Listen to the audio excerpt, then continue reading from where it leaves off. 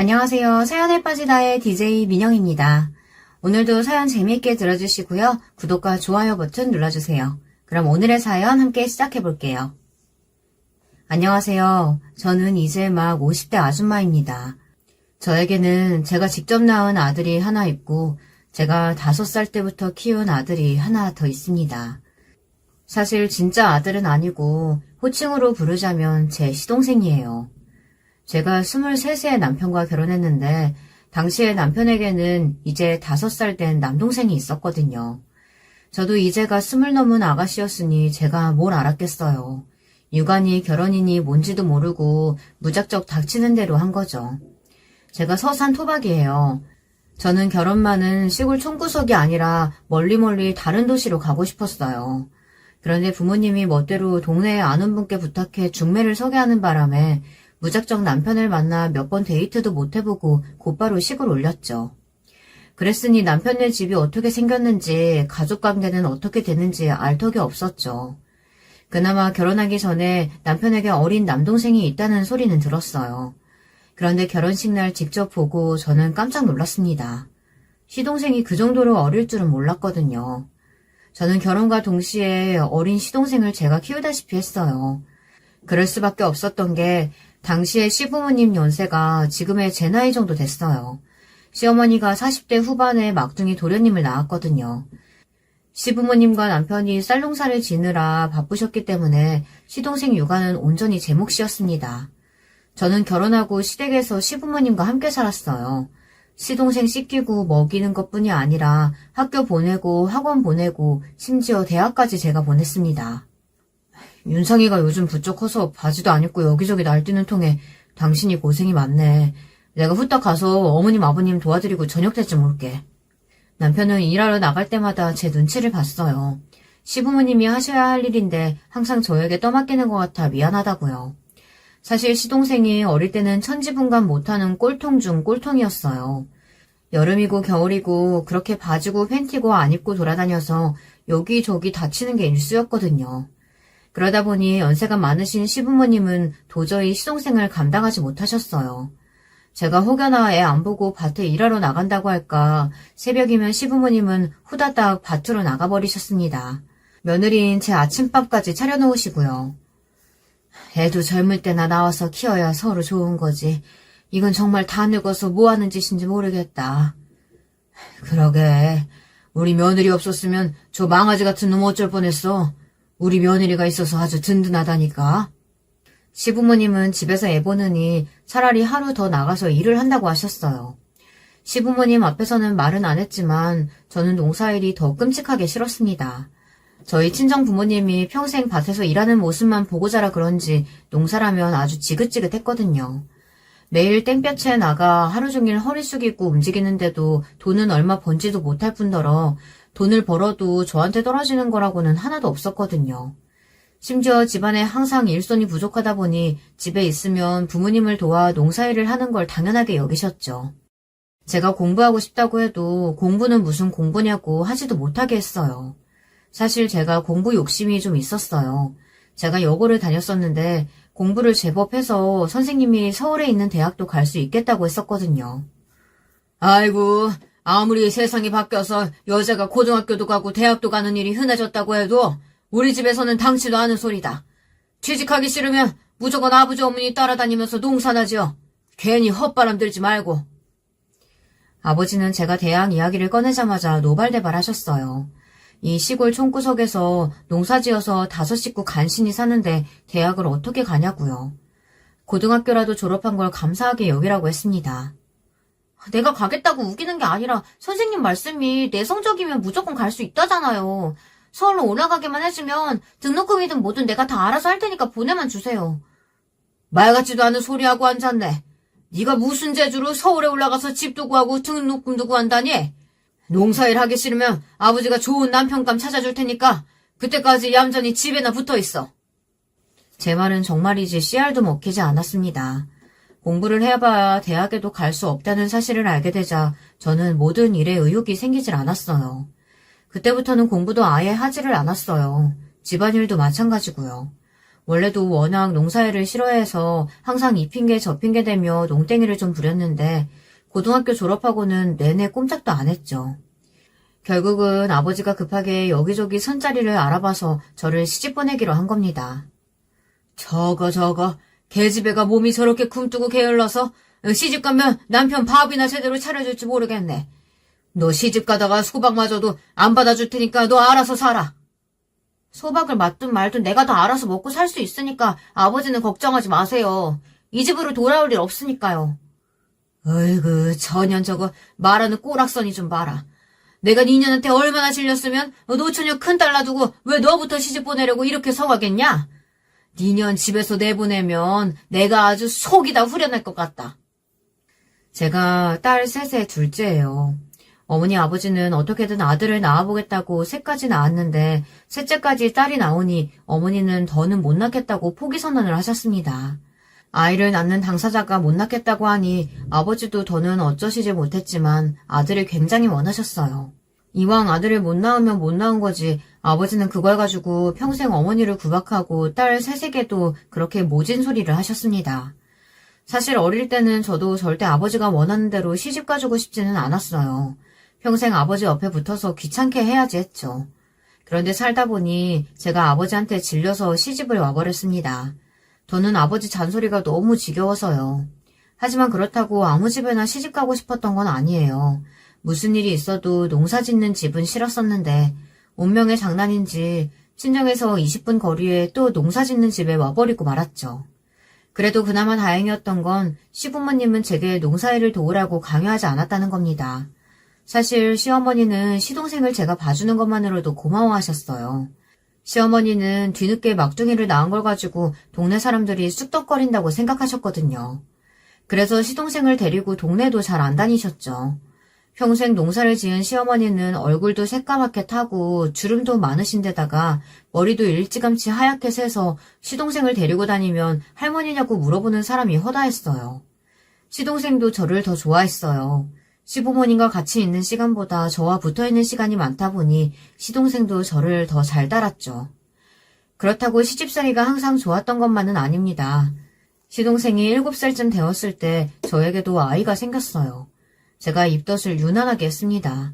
거의 막달까지도 속이 안 좋아서 밥도 제대로 먹지 못하는 정도였죠.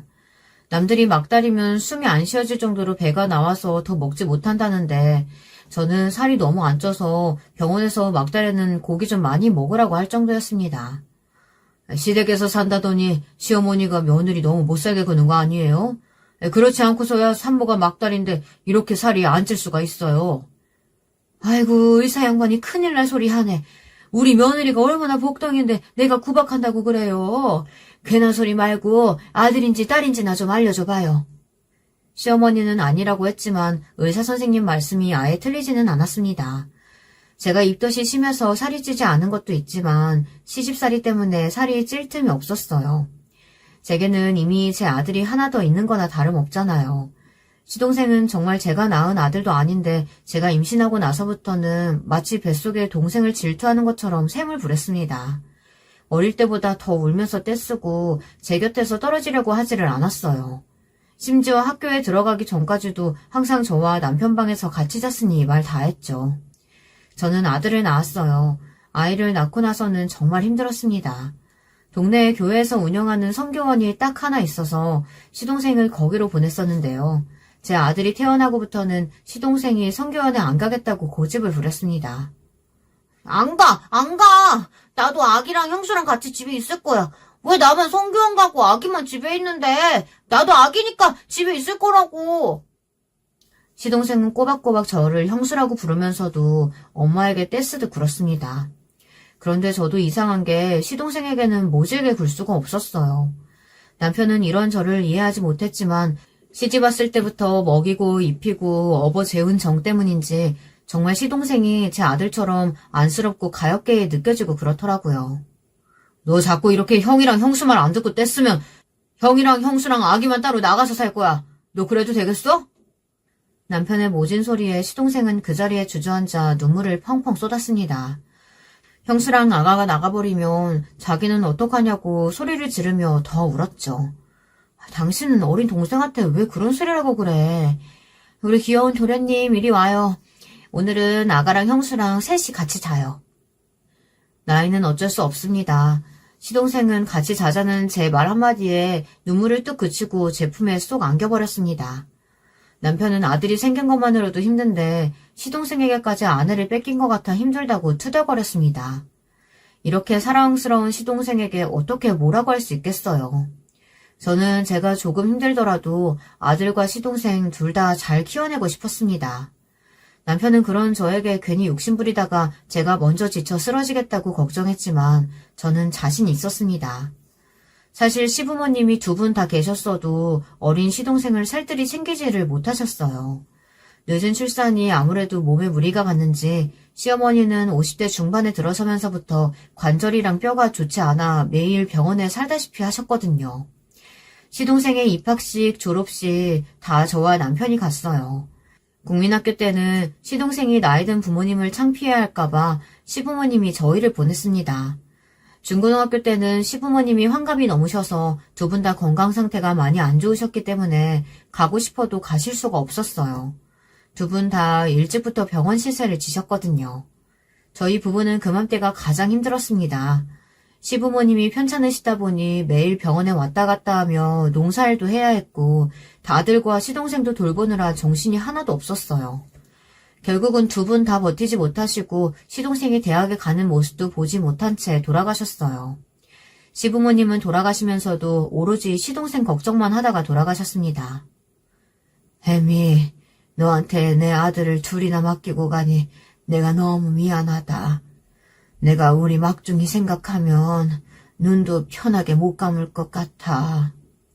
저는 연신 괜찮다며 시어머니의 손을 잡아드렸지만 어머니는 끝내 늦둥이 아들 걱정만 하시다 눈물로 지새우시며 돌아가셨습니다.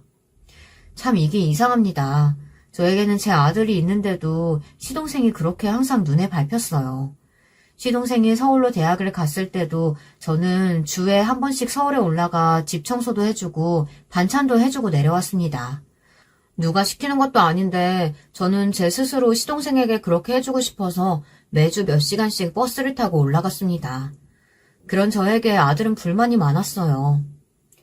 엄마, 나도 다 컸으니까 이제는 사실대로 말해줘. 사실은 작은아빠, 엄마가 사고쳐서 나온 아들이지? 이 녀석이 못하는 말이 없어. 엄마가 시집왔을 때 네 작은아빠 나이가 5살이었어. 그때부터 내 아들처럼 키웠으니까 당연한 거지. 그런 걸 셈을 부려.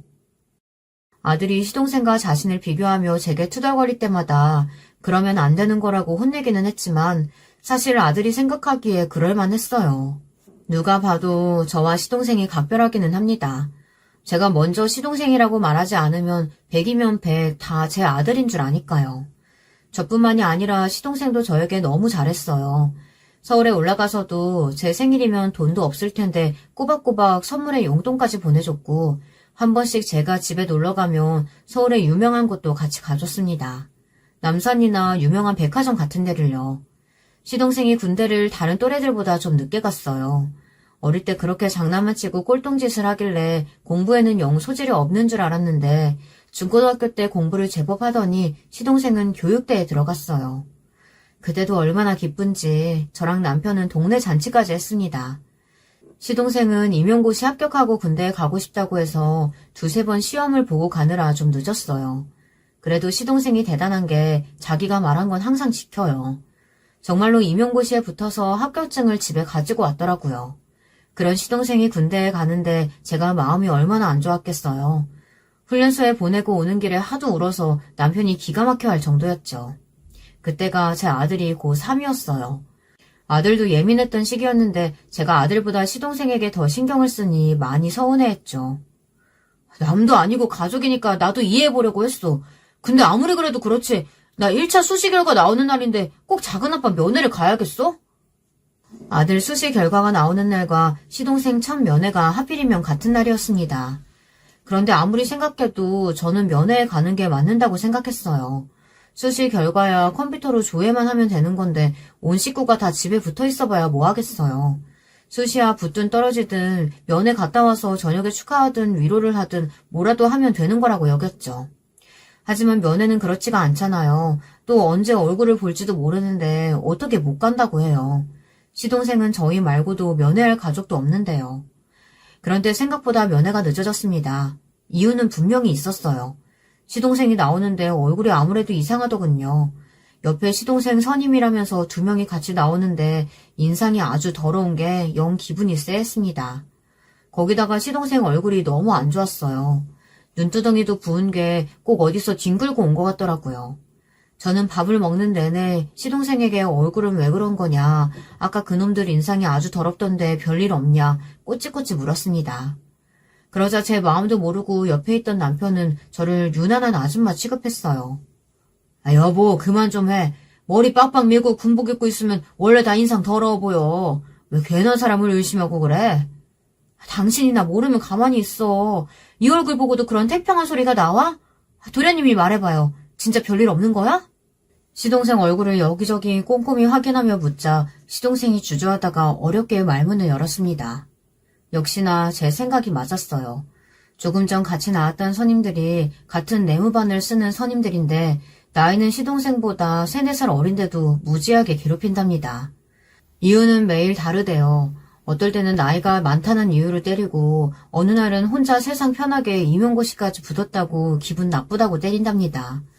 처음엔 주먹이나 손으로 한두 대 툭툭 치는 수준이었는데 최근엔 손에 잡히는 걸 던지거나 벽으로 몰아세워 붙이고 여기저기 주먹으로 때렸대요. 시동생은 말하면서도 서러운지 눈물을 흘렸습니다. 여러분은 20대 중반이 넘은 남자애가 어린 아이처럼 엉엉 우는 모습을 본 적이 있으세요? 정말 가슴이 아립니다. 도련님이기 전에 제가 어떻게 키운 자식인데 그런 일을 당하게 된답니까? 저는 그대로 부대로 돌아가 눈에 보이는 군인마다 불러 다 이야기했어요. 내 자식이 군대 내에서 괴롭힘을 당한다고요. 처음엔 별일 아니라는 듯 신경도 안 쓰던 군인들이 제가 고래고래 소리를 지르자 주변에 있던 면회를 온 다른 보호자들까지 동요하니 조금 뒤 조금 높아 보이는 군인 한 명이 와서 상황을 묻더군요. 저는 군인이고 뭐고 간에 시동생에게 들은 대로 다 이야기했어요. 그러자 그 군인이 저에게 죄송하다고 사과를 하더군요. 그러고는 부대로 들어가 바로 확인하고 적절한 조치를 취할 테니 걱정하지 말라고 했습니다. 그러고는 시동생을 데리고 들어갔습니다. 군부대 안으로 들어가는 시동생의 뒷모습을 보는데 정말 눈물이 펑펑 쏟아지더군요. 정말 이대로 군부대에 두고 돌아가도 되나 싶어서요. 남편과 집으로 돌아가는 동안 둘 다 마음이 착잡해서 말도 한마디 하지 않고 돌아왔어요. 그래서 아들에게 부재중 전화가 와 있는지도 몰랐습니다. 그런데 집에 돌아왔더니 거실이 난리가 나 있더군요. 아들이 마음이 많이 상했는지 옷이며 책을 다 던져 난리를 쳐놨어요. 그 모습을 보자마자 저는 화가 나서 아들에게 화를 냈습니다. 이게 뭐 하는 짓이냐고요. 엄마 아빠는 나보다 작은 아빠가 더 중요하지? 그게 아니면 어떻게 이럴 수가 있어? 나 오늘 발표하는 대학 가고 싶었던 거 뻔히 알면서 어쩜 이렇게 관심이 없을 수가 있어? 그때까지도 저는 수시에 떨어졌다면서 화를 내는 아들이 이해가 안 됐습니다. 그 일보다 시동생에게 벌어진 일이 더 가혹하고 슬프다고 생각했거든요. 이 자식이 어디서 철딱서니 없는 소리를 하고 앉았어. 아직 수시 다 끝난 것도 아니고 떨어졌으면 열심히 공부해서 수능을 잘 볼 생각을 해야지. 너 속상하다고 부모 앞에서 이 난리치고 소리를 질러? 당장 방으로 안 들어가? 어쩌면 그날 제가 생각을 잘못했는지도 몰라요. 시동생 때문에 조금 속상했어도 그 일은 잠시 접어두고 아들을 위로해줬어야 했는데 제가 너무 제 감정만 앞세웠습니다.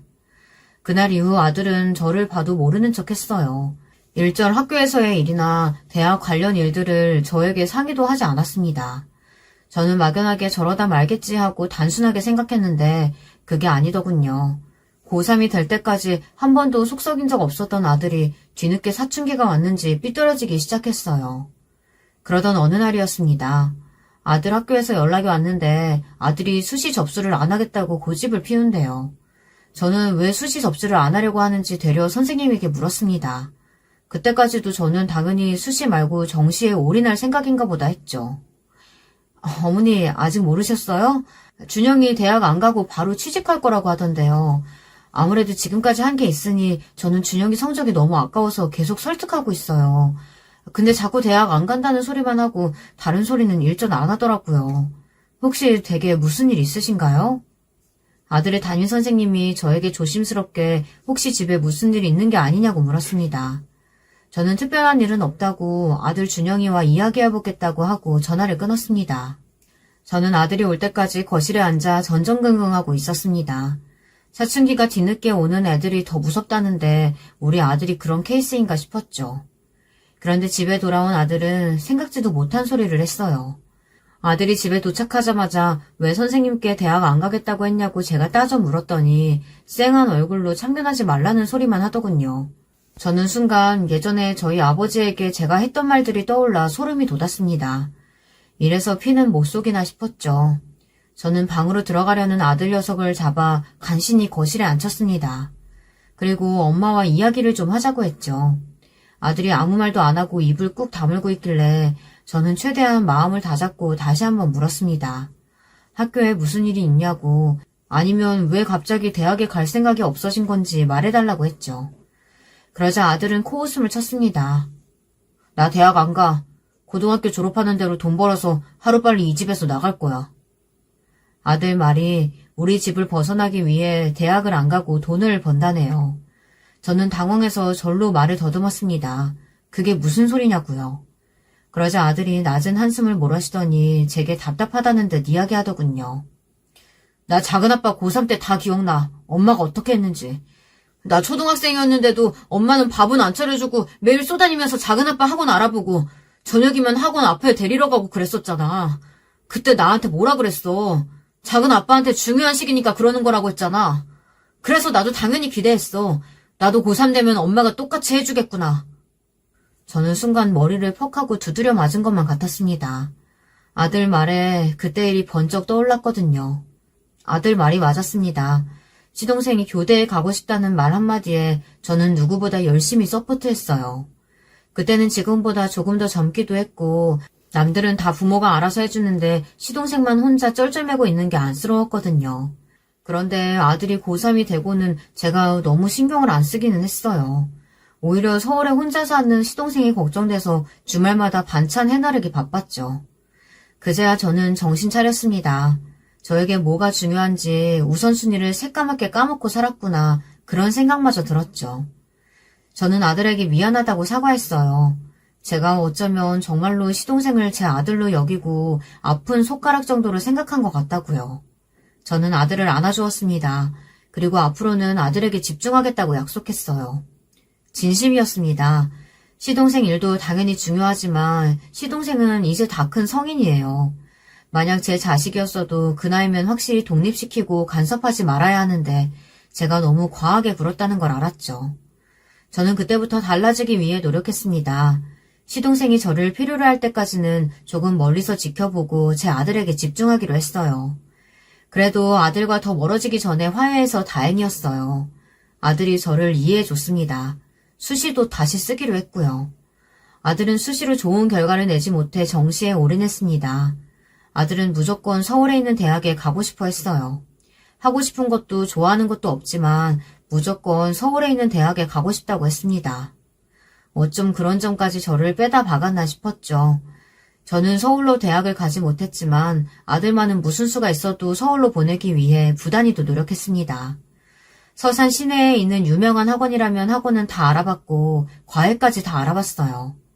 남편 말이 저는 참 중간이 없는 사람이래요. 시동생한테 집중하느라 아들 나 몰라라 했을 때는 아무것도 신경 안 쓰더니만 밀어주겠다고 작정하니 아주 집안 돌뿌리까지 다 뽑아다 줄 기세라고요. 저는 남편이 비아냥거리는 소리도 들리지 않았습니다. 지금까지 제가 관가하고 있던 일을 만회하기 위해 사력을 다했죠. 아들은 목표대로 정말 간신히 서울에 있는 대학에 붙었어요. 과도 정말 점수에 맞춰서 지원하는 바람에 뭘 하는 과인지도 입학하고 나서야 알았습니다. 시동생이 서울로 대학을 가면서 남편이 서울에 작은 투룸 아파트를 하나 사줬어요. 그때도 남편은 전세로 해주면 되지 뭐하러 매매까지 하느냐고 했지만 제가 그러자고 했습니다. 시부모님이 돌아가셨을 때 시동생이 성인이 아니었으니 시부모님은 장남인 남편에게 모든 재산을 다 남겨주고 가셨어요. 물론 저희를 믿고 시동생에게 알아서 잘 나눠줄 거라 여기셔서 하신 일이었지만 저는 항상 마음이 무거웠습니다. 그래서 시동생이 성인이 되고 독립해서 나갈 때 이때다 싶어 아파트를 시동생 명의로 샀습니다.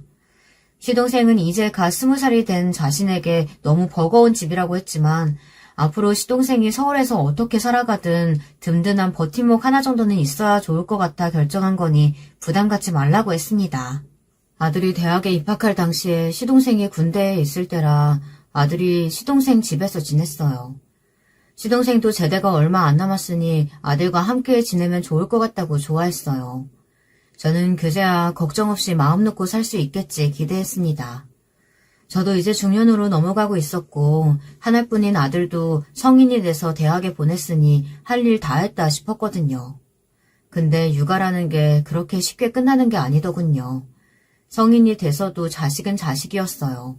더군다나 작은 아빠와 조카간이라도 엄연히 따지자면 나이가 많이 차이 나지 않다 보니 아들과 시동생은 살면서 크고 작은 다툼이 있었어요. 그럴 때마다 아들은 제게 전화해 시시콜콜한 소리를 해댔습니다. 아들이 말 그대로 점수만 맞춰서 서울에 대학을 갔기 때문에 학교에 적응을 못했어요. 그러다 보니 매일 친구들이랑 어울려 다니면서 술만 먹고 놀러 다녔나 봐요. 그 모습을 보고 학교 선생인 시동생이 참기 힘들만 했죠. 시동생은 아들이 걱정돼서 한두 마디 잔소리를 했는데 그게 아들은 듣기 싫었나 봅니다. 작은 아빠 때문에 진짜 미치겠어. 나한테 통금 시간이라면서 11시 전에는 무조건 들어오라고 하는 거 있지. 내가 애도 아니고 성인인데 11시가 웬 말이야. 나 작은 아빠랑 도저히 못 살겠어. 엄마보다 잔소리가 더 심하다니까. 그냥 나도 따로 방 얻어주면 안 돼? 월세나 반지하도 좋으니까 제발 아빠한테 말 좀 해줘 엄마. 아들은 시동생과 못 살겠다며 제발 혼자 살게 해달라고 아주 사정을 했습니다. 하지만 힘든 건 시동생도 마찬가지였죠. 제가 주말에 한 번씩 올라가 보면 청소며 빨래, 식사 준비까지 시동생이 다 혼자 했나 보더라고요. 안 봐도 비디오였습니다.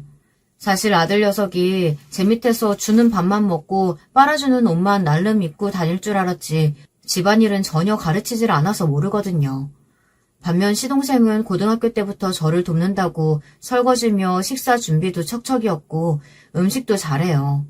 더군다나 벌써 혼자 산 지도 꽤 됐으니 살림도 야무지게 잘하더라고요. 아휴, 우리 도련님이 고생이 많네. 내가 방학 때 준영이 이 자식 오면 집안일이랑 음식 설거지 아주 제대로 교육해서 올려보낼게. 형수는 서운하게 왜 그런 소리를 해요. 형수가 날 어떻게 키웠는데 내가 준영이 하나 건사 못할까 봐요. 시동생이 언제 이렇게 어른이 됐는지 모르겠습니다. 제 눈에는 아직도 제 다리에 붙어서 울고불고 하던 어린애인데 어느새 제 걱정을 하고 제 아들을 챙기는 멋진 어른이 됐더라고요. 시동생은 저를 볼 때마다 아들의 학점 상태나 친구 관계, 심지어 여자 관계까지 상세하게 이야기해줬습니다. 앞으로 취업 준비를 위해 어떤 게 필요한 것까지요. 저는 시동생이 제 아들 옆에 있어준다는 것만으로도 너무나 고맙고 든든했습니다. 그러던 어느 날이었어요. 시동생은 제가 생각한 것보다 훨씬 더 어른이더군요. 방학 때 아들이 집에 내려왔는데 시동생에게 여자가 생긴 것 같다고 하더군요. 밤에 전화하는 소리를 들었는데 여자한테 시동생이 단단히 빠졌는지 여자한테 아주 절절 맨답니다. 말도 마요. 뭐가 매일 그렇게 미안한지 툭하면 사과하고 새벽에 막 데리러 나간다니까요. 아마 조만간 엄마한테 동서 생길 기세요. 아들 말이 얼마나 예쁘고 잘났는지는 몰라도 시동생이 여자한테 넘어가서 어쩔 줄 모른답니다. 원래 시동생이 엄청 알뜰해요. 워낙 사고라고는 모르는 타입이라 취미나 좋아하는 것도 별로 없어요. 보통 집 학교거든요. 그러고 보니 얼마 전에 만났을 때 학교에서 받은 월급을 차곡차곡 모아 벌써 꽤 모았는지 내년에 집을 늘려서 이사할 생각까지 있다고 했어요. 시동생은 확실히 결혼 생각이 있는 것 같았죠. 얼마 뒤 시동생을 만났을 때 제가 슬쩍 떠봤습니다. 혹시 여자친구 생겼냐고요. 그러자 시동생이 수줍게 웃더니 결혼하고 싶은 여자가 생겼다고 하더군요. 저는 너무 좋아서 시동생의 어깨를 두드려 주었습니다. 그리고 한번 집에 데려오라고 했어요. 그런데 시동생이 그 여자가 좋긴 무지하게 좋은가 보더군요. 이야기 꺼낸 지 얼마 되지도 않아서 정말 바로 집에 데리고 왔어요. 심지어 하루라도 빨리 결혼 날짜를 잡고 싶다고 하더라고요. 두 사람은 학교에서 같은 교사로 만났고 벌써 연애한 지도 1년이 다 되어간답니다. 형수도 알잖아요. 저 2년만 만나면 일찍 결혼해서 젊은 아빠 되고 싶었던 거. 유리랑 결혼하면 정말 잘 살 수 있을 것 같아요. 제가 아무리 시동생을 사랑으로 키웠다고 해도 시동생에게는 알게 모르게 외로웠던 순간들이 있었을 거예요. 그래서 그런지 항상 빨리 가정을 만들고 싶어 했죠. 시동생이 저 정도로 좋아하는데 저는 더 볼 것도 없다고 생각했어요. 이것저것 따지지 않아도 제가 믿고 사랑하는 시동생이 선택한 사람이니 무조건 좋은 사람일 거라고 확신했죠. 그런데 제 착각이었습니다. 사랑하는 만큼, 믿는 만큼 조금 더 신중하게 생각했어야 했어요. 시동생과 결혼한 동서는 제 상식으로는 도저히 이해할 수 없는 여자였어요. 사실 지금으로 보면 여자라고 부르고 싶지도 않아요. 그녀는 그냥 년입니다. 아주 나쁜 년이요. 사실 결혼 전에 인사하고 상견례도 하고 결혼 준비하며 두세 번 만났지만 그냥 요즘 아가씨라고 생각했어요. 솔직하고 거침없는 요즘 아가씨요. 제 앞에서도 시동생을 껴안고 만지고 사랑 표현에 숨김이 없더라고요. 사실 세대 차이가 나긴 하지만 엄연히 동서간이니 제 앞에서 편하게 할 수도 있겠다 싶어 저는 좋게 보았죠. 시동생이 아주 좋아서 입이 찢어지기도 했고요. 그런데 시동생과 동서는 결혼하고 1년도 채 살지 못했어요. 시동생과 동서는 이혼했습니다. 동서라는 년은 정말 이상한 년이었어요. 학교 선생이라는 게 정말 기본도 안 되어 있었습니다. 그걸 어른인 제가 미리 알아봤어야 했는데 제가 너무 안일했던 거죠. 결혼하고 얼마 되지 않았을 때의 일입니다. 사실 시동생이 결혼하면서 원래 살던 아파트를 팔고 무리해서 한남동 쪽에 아파트 전세로 갔어요. 저와 남편은 어떻게든 집을 사서 갈 수 있게 도와주고 싶었지만 한남동 쪽은 어떻게 해도 살 수 있는 금액이 안 되더군요. 동서가 친정에서 가까운 항남동을 고집해서 할 수 없이 한남동으로 전세를 갔어요.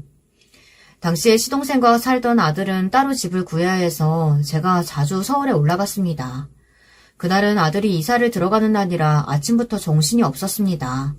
그런데 아들 주민등록증이 들어있는 짐이 잘못해서 시동생 짐에 딸려 들어갔대요. 바쁜 와중에 제가 시동생 집으로 갔어요. 주말이라 미리 시동생에게 전화했는데 시동생은 일이 많아서 잠깐 학교에 나가 있다고 하더라고요. 집에는 동서만 있으니 가보라고요. 결혼하고 동서네 집에는 처음 가는 거라 저는 신경 쓰여 휴지랑 세제를 사서 갔습니다. 처음 가는 건데 그래도 양손 무겁게 가고 싶어서요. 아파트 입구에 들어섰는데 몇 동인지 기억이 안 나서 동서에게 연락했습니다. 그런데 동서는 제가 온 게 탐탁치 않은지 대놓고 싫은 티를 내더군요. 조금 있다가 친구 집에 오기로 해서 그런데 형님 잠깐만 있다가 가시는 거죠? 물론 저도 오래 있을 생각 없었습니다. 저도 바쁜데 뭐하러 동서네 집에 죽치고 있겠어요. 동서는 가만 보면 같은 말을 해도 참 기분 나쁘게 하는 재주가 있었어요. 다 왔는데 진짜 들어가기가 싫더군요. 나도 바빠서 짐만 가지고 금방 가봐야 돼. 어머, 그래요? 그럼 올라오실 거 없이 형님 거기 1층에 계세요. 제가 짐 가지고 내려갈게요. 자기 집에 들어오면 무슨 일이라도 날 것처럼 자기가 직접 1층으로 내려오겠다고 하는데 순간 저는 제 몸에 벼룩이라도 있는 줄 알았습니다. 제가 자기 집에 들어가는 게 그렇게 싫었나 봐요. 사실 서운했어요. 결혼하고 지금까지 몇 달이 지났는데 신혼집에 한번 오라는 소리도 안 해서 구경도 못 해봤거든요. 아무리 시부모님이 안 계셔도 엄연히 시댁 식구인데 저렇게 홀대해도 되나 싶었죠. 동서는 잠시 후 제가 말한 짐을 가지고 금방 내려왔어요. 그리고는 제 손에 들린 휴지와 세제를 보고 뭘 이런 걸 사왔냐고 하더군요. 저는 고마워서 하는 이야기인 줄 알았는데 아니더군요. 형님, 다음부터는 이런 거 사오지 마세요. 제가 피부가 좀 약해서 공산품은 제가 쓰는 수입 제품이 따로 있어요. 이거 가지고 올라가 봐야 어차피 안 쓰는데 그냥 가지고 가실래요? 순간 저는 귀를 의심했습니다. 정말 저에게 하는 말이 맞나 싶어서요. 동서, 아무리 안 쓰는 물건이라도 여기까지 무겁게 들고 온 사람 성의가 있는데 들어와서 물 한잔 하라고 하지는 못할 망정 어떻게 말을 그렇게 해? 동서 정말 학교에서 학생들 가르치는 사람 맞아? 저도 사실 좀 예민해졌습니다. 저도 꼰대짓 같은 거 정말 하고 싶지 않지만 아무리 그래도 이건 대놓고 문전박대를 당하는 것보다 더 기분이 상하더라고요. 그런데 제 말에 동서가 인상을 확 쓰더군요. 그러더니 하는 말이 가관이었습니다. 형님, 적당히 좀 하세요. 누가 보면 형님이 아니라 시어머니인 줄 알겠어요. 진짜 부모님 일찍 돌아가셨다길래 시집살이는 안 하겠다 싶어서 덥석 시집왔더니만.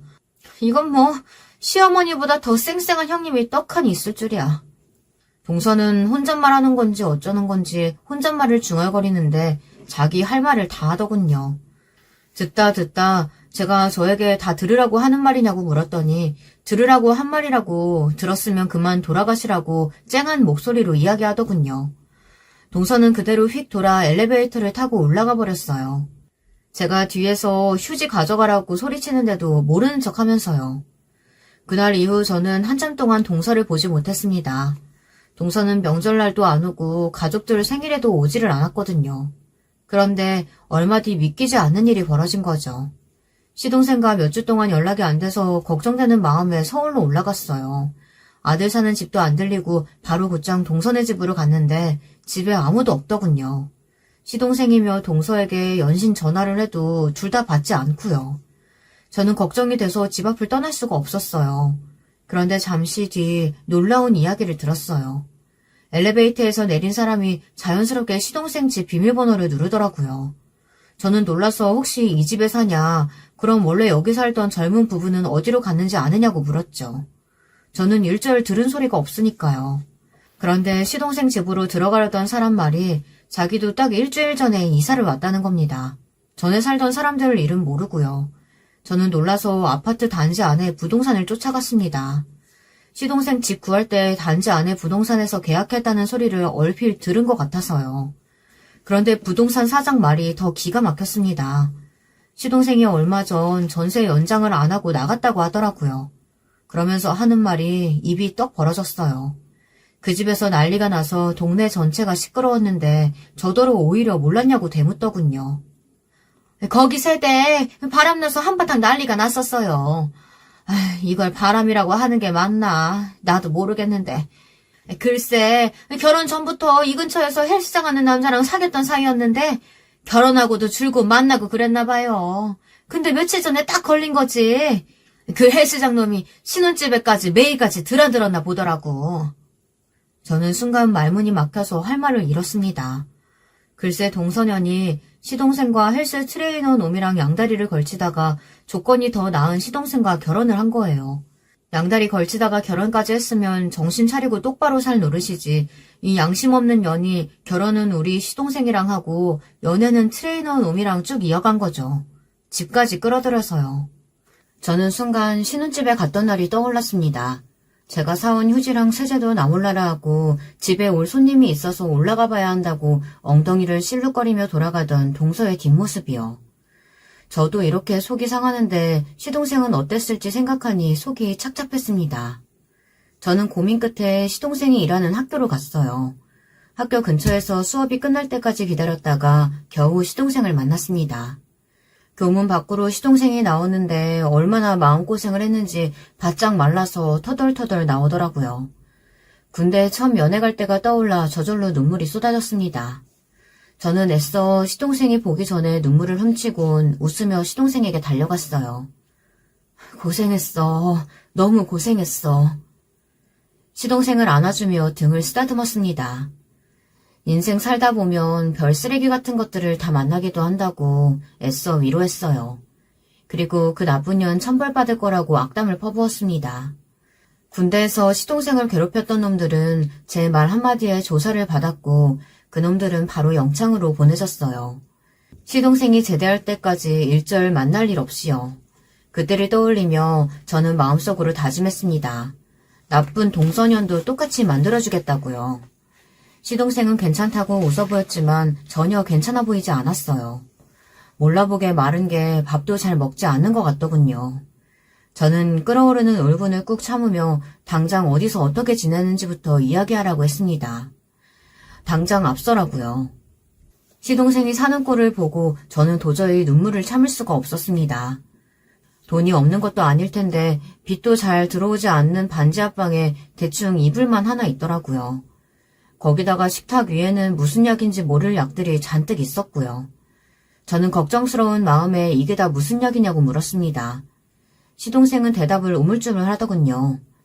제가 답답해서 말 안 하면 지금 당장 병원에 전화하겠다고 했더니만 그제야 말문을 열더군요. 시동생은 우울증이랍니다. 동서가 다른 남자와 집에 있는 모습을 목격한 것도 충격이었는데 헤어지는 과정에서 너무 힘들었나 봐요. 동서녀는 자기가 지은 죄도 모르고 합의 이혼해 줄 테니 재산을 반반 정리하자고 했답니다. 시동생은 당연히 합의 이혼할 생각이 없었으니 곧바로 소송을 준비했죠. 그런데 트레이너 놈 아는 형이 변호사라 이미 다 증거가 될 만한 것들은 없애서 증거가 없었답니다. 아파트 보안실까지 가서 CCTV까지 다 뒤지고 다녔는데 아파트 입구에 들어오는 것만 찍혀서 내연관계라는 결정적인 증거가 안 됐대요. 오히려 시동생이 불륜 증거를 잡겠다며 아파트며 남자의 직장인 헬스장까지 뒤지고 다니다가 남자에게 명예훼손으로 역고소를 당했답니다. 그 일로 남자가 직장에서 잘리기까지 했다고요. 시동생은 무고죄로 벌금형을 받았어요. 그래서 동서녀과 이혼하면서 남은 재산도 거의 다 날린 거죠. 결국은 이 반지 합방 구할 돈만 간신히 남아 어쩔 수 없었답니다. 그렇게 힘든 일이 있었는데 어떻게 우리한테 한 번을 연락을 안 했어. 지금 당장 짐 싸. 집으로 가자. 저는 시동생이고 형수고 그 순간만큼은 제가 시집와 처음 만났던 5살짜리 남자애로밖에는 안 보였습니다. 제게는 첫아들이나 다름없는 시동생이 그동안 혼자 얼마나 마음 졸이며 힘들었을지 생각하니 가슴이 찢어지는 것 같았거든요. 형수가 이렇게 먼저 찾아와 준 것만으로도 고마워요. 나 이제 괜찮아. 그런 년 있고 다시 열심히 살 거야. 그러니까 걱정하지 말고 내려가요. 내가 어떻게 서울까지 와서 학교 선생님 됐는데 나 일 열심히 할 거야. 시동생은 절대 전화 남편에게 더는 신세지며 살 수 없다고 지난 일을 훌훌 털어버리고 씩씩하게 잘 살 거라고 했습니다. 30이 훌쩍 넘은 본인 걱정은 이제 하지 말라고요. 그게 시동생의 마지막 모습이었습니다. 얼마 뒤 끔찍한 일이 벌어졌어요. 그날따라 새벽부터 머리가 지끈거려서 잠을 한숨도 자지 못했습니다. 그래서 아침에 남편과 시내 병원에 다녀오는 길이었는데요. 아무래도 감기 기운이 있는 것 같아 약을 좀 지었거든요. 그런데 막 버스를 타려고 하는데 연락이 왔어요. 서울 어디 경찰이라는데 뭐라고 하는지 잘 못 듣겠더라고요. 제가 어디라고요? 라고 다시 더 물었더니 경찰이 말도 안 되는 소리를 했어요. 시동생이 집에서 스스로 목숨을 끊었다고요. 저는 버스에 올라타려다가 그대로 주저앉아 버렸습니다. 남편은 왜 그러냐고 또 머리가 아프냐고 바로 부축했어요. 저는 도저히 남편에게 말을 할 수가 없었습니다. 눈물이 너무 하염없이 흘러서요. 인생이 왜 이 모양인지 모르겠어요. 정말 하늘도 무심합니다. 제 시동생은 평생 욕 한 번 할 줄 모르고 남한테 피해 한 번 주지 않는 착한 사람이었어요. 그런 시동생에게 왜 이런 끔찍한 일이 벌어졌는지 모르겠습니다. 서울에 올라와 장례를 치르고 시동생이 살던 월세집을 정리했어요. 남편과 아들은 마음이 좋지 않다며 업체를 쓰자고 했지만 저는 제가 하겠다고 했습니다. 그런데 제가 시동생 방을 정리하다가 말도 안 되는 걸 발견했어요. 학교에서 받은 서류인 것 같은데 학교 측에서 시동생에게 권고사직을 요구하는 서류 같더라고요. 사유란엔 교사 개인의 사생활이 학생에게 좋지 못한 인식을 만들어 교사 전체의 명예를 실추시켰다는 것이 이유였습니다. 저는 어이가 없어서 그대로 서류를 들고 학교에 갔습니다. 그러고 보니 시동생 장례식장에 학교에서 선생님이 몇 안 오기는 했어요. 좋아도 작은 거 하나만 보내왔고요. 그때는 워낙 마음을 추스리지 못하고 있어서 생각지도 못했었는데 이런 사연이 있었구나 싶어 당장 뛰쳐갔죠. 그런데 학교 교장 말이 기가 막히더군요. 제 시동생이 이혼한 줄도 몰랐었는데 얼마 전에 동서년이 학교로 고소장을 보냈대요. 시동생이 트레이너에게 준 합의금이 부당하다고 동서를 다시 고소했나 봐요. 동서년이 당시에 살던 친정으로 고소장을 보냈는데 동서의 불륜으로 이혼한 줄 몰랐던 부모님까지 불륜 사실을 알게 되신 거죠. 그에 대한 복수로 동서는 시동생의 학교로 고소장을 보낸 거예요. 거기다가 결혼 생활 중에 바람 피우고 동서에게 막말을 퍼부은 건 시동생인데 자신을 불륜녀로 만들었다면서 판사에게 호소문을 보냈답니다. 정말 답이 없는 연이었어요. 학교라는 곳이 보수적이잖아요. 더군다나 아이들이 있으니 소문이 금방 돌고 학부모들 귀에도 들어간 거죠. 이미 시동생은 불륜녀의 성격 파탄남으로 소문이 났습니다. 우울증 약을 먹기는 했어도 제 앞에서 씩씩하게 잘 살아보겠다고 했던 시동생이 갑작스레 스스로 목숨을 끊은 이유가 바로 이거였습니다. 이 쓰레기 같은 년이 사람을 아주 바닥까지 몰아세운 거죠. 그 순간 저의 이성의 끈은 끊어져 버렸습니다. 이 미친년을 가만뒀다가는 제가 제명에 살지 못할 것 같았어요. 저는 아들에게 부탁해 동서년의 뒤를 좀 캐달라고 했습니다. 사실 요즘은 별로 어렵지 않더군요. 아들이 SNS를 몇 분 하지도 않았는데 곧바로 그 미친년 SNS를 찾아냈어요. 엄마, 이 미친 아줌마 결혼한다는데?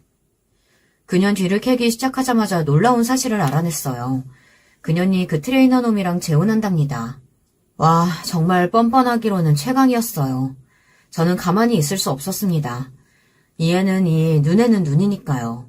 저는 그년이 결혼하는 날 결혼식장으로 쳐들어갔습니다. 내가 꼭 복수해줄게. 하늘에서 똑똑히 지켜봐. 사실 시동생의 억울함을 풀어주기 위해 동서년과 트레이너 놈의 불륜 증거만 찾아 결혼식장에 뿌릴 생각이었습니다. 그런데 나쁜 연놈들이 얼마나 철저하게 숨겼는지 증거가 하나도 없더라고요. 그래서 할 수 없이 제가 MSG를 좀 쳤습니다. 사람을 좀 불렀어요. 저희 시동생 사연을 듣자마자 서산 지인들이 다 저를 도와주겠다고 했어요. 그년 결혼식에 동네 사람들이 총출동했습니다. 결혼식이 시작되자마자 약국집 딸내미가 트레이너 놈 동거녀로 나섰어요. 여보, 나한테 어떻게 이럴 수가 있어? 내가 당신이랑 같이 산 세월이 몇 년인데. 뭐야, 당신? 누구야? 사람들이 웅성거리고 트레이너 놈이 누구냐고 당황하는 사이 저희 동네의 가장 큰 슈퍼 젊은 사장님이 동서년에게 달려가 매달렸습니다. 자기야, 어떻게 날 속이고 다른 남자랑 결혼할 수가 있어? 얼른 나랑 같이 가자. 우리 보라가 집에서 기다려. 보라는 사장이 키우는 강아지예요. 생각보다 동네 분들이 웅성웅성하는 연기를 다 잘해서 일은 술술 풀렸습니다. 동서년은 어쩔 줄 몰라하며 당신 누구냐고 소리를 질러댔어요. 그때 쌀집 아줌마까지 출동했습니다. 새아가, 내가 시집살이 좀 시켰다고 어떻게 네 남편을 두고 딴 놈이랑 결혼을 해? 내가 앞으로 잘할 테니까 제발 가자. 제가 어릴 때부터 그렇게 영화를 많이 보고 자랐는데 제가 직접 이런 연출까지 하게 될 줄은 몰랐네요. 제가 처음으로 연출한 영화는 대성공리에 끝났습니다. 거지 같은 연놈들은 서로를 믿지 못하고 식장 안에서 소리를 지르며 싸웠어요. 저 여자 누구냐, 저 남자가 말한 보라는 뭐냐 하면서요. 결국은 동서년이 들고 있던 부케를 남자 얼굴에 집어던지고 나서야 결혼식은 끝났습니다. 저는 손 하나 안 대고 복수에 성공했어요. 그 일로 시동생을 죽음으로 몰아갔던 연놈들은 자신들의 부모며 가족, 친구, 직장 동료들까지 모두 모인 자리에서 개망신을 당했으니까요. 유치한 제 복수가 귀하디 귀한 제 시동생을 돌아가게 하지 못한다는 것 정도는 저도 잘 압니다. 하지만 그래도 하늘에서 시동생이 이렇게 자신을 생각해주는 사람들이 많다는 걸 알아줬으면 하는 마음과 저런 연념들은 절대 멀쩡하게 살아서는 안 된다고 생각해서 참을 수가 없었습니다. 복수는 했지만 저는 아직도 마음이 시려요. 하지만 어쩌겠어요. 하늘에 있는 시동생이 더는 아파하지 않도록 저와 남편 그리고 아들이 잘 사는 모습을 보여줘야죠. 미친 동서년 욕 좀 여러분들이 시원하게 댓글로 달아주세요. 그러면 제 마음이 조금은 풀릴 것도 같습니다. 지금까지 저의 이야기 들어주셔서 감사합니다.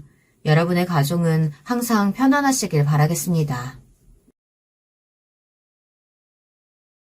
여러분, 두 번째 사연 시작하기 전에 좋아요, 구독 꼭 눌러주실 거죠? 그럼 두 번째 사연 바로 시작합니다. 안녕하세요. 저는 현재 평창동에 거주하고 있는 30대 후반 여자입니다. 저는 요즘 살면서 제일 편안하게 일도 안 하고 몸과 마음이 편한 상태인데요. 그래서 즐겨하는 취미가 유튜브 사연을 듣는 거예요. 인생 선배님들의 감동적인 사연도 듣고 때로는 사이다 사연도 들으며 대신 통쾌해야 하고 얼마나 즐거운지 모르겠습니다. 그러다 저한테도 일어났던 감동 사연을 제보하고 싶어서 용기 내어 제보하게 되었습니다. 저는 앞서 말했듯 요즘이 제일 인생에서 마음과 몸이 편한 시기인데요. 그럴 수밖에 없는 것이 저는 어릴 때의 기억이 그렇게 좋은 편이 절대 아니기 때문입니다. 어릴 때 우리 집은 너무 가난했는데 정말 단칸방에서 부모님과 제 동생 2명, 그러니까 총 5명이 모여서 살았습니다. 그래도 아버지가 살아계셨을 때는 종종 아버지가 공사판에 가서 일하시고 벌어오시는 돈이 있어서 굶진 않았어요. 그런데 아버지는 제가 10살 때 공사장에서 일하시다 무거운 철근에 몸이 깔려서 돌아가시게 됐습니다. 어렸던 저에게 아버지의 죽음은 너무 큰 충격이었고, 그때 게다가 저한테는 동생들이 있는데 동생 둘째인 정미가 6살이고 막내인 정석이가 3살이었어요. 우리 엄마는 슬퍼할 시간도 없다며 그때부터 밤낮 가리지 않고 해가 떠 있을 때는 식당에서, 그리고 해가 지면 집에서 부업을 하시고 쪽잠을 자며 아침에 신문 배달도 하셨습니다. 아버지가 남겨두신 빚도 있었기 때문에 엄마는 최대한 돈을 많이 벌기 위해 노력하셨지요. 그런데도 들어가는 돈이 너무 많아서 우리 집은 도저히 감당이 되지 않았는데 아이만 3명이었으니 지금 생각해도 당연합니다. 밥도 종종 굶으며 지내고 단칸방 월세도 몇 달이나 밀렸는데 나중엔 그렇게 인심 좋던 주인집 아주머니도 방 빼라고 표독하게 말씀하실 정도였어요. 전기세나 수도세를 낼 형편도 아니라 샤워하다 중간에 물도 끊기고 전기가 끊겨 촛불을 켜고 생활하기도 했습니다.